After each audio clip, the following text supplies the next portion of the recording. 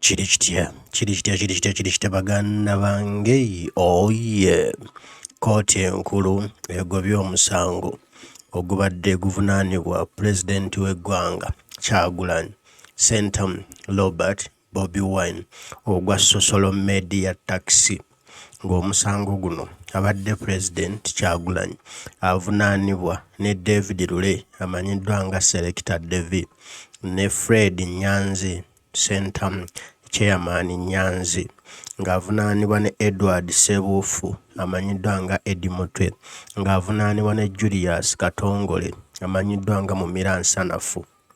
Bano bonna baggulwako emisango oluvannyuma lw'okwekalakaasa mu mwaka gwa 2017 bwe baali bawakanya omusolo ogwa social media gavumenti ya Museveni gwe yali etadde ku social media ne bavayo ne beekalakaasa mu kibuga wakati era President Kyagulanyi n'ababulako bw'atyo ng'ali mu Parliament. Oluvannyuma baayisa ekibaluwa kibakuntumye ne bakwatibwa ne baggulwako emisango egy'okuwakanya social media tax. Oluvannyuma akazito kaabayinga omusolo ne guggyibwako nga tebakyajja musolo ku social media. Parliament ne court ne zibisazaamu omusolo ne guggyibwawo bwekkekye kati ebbanga libadde ddene nga tebakyayitibwa mu kooti kubanga twadde kibatwalayo omusolo gwe baali balwanirira baakifunamu abasajja baatiitiira ne baguggyawo kati balabye ng'omusango tegukyalina makulu kwoledde omusolo gwavaawo dda bwetyo kooti n'egugoba omusango.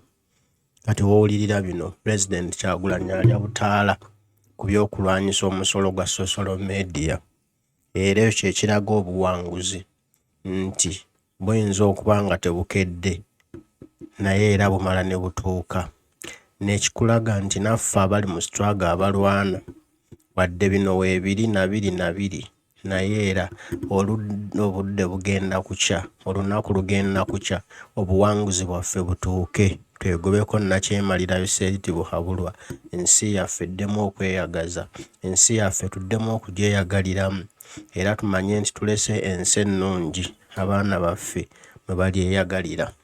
Ago nno ge gali e Kampala.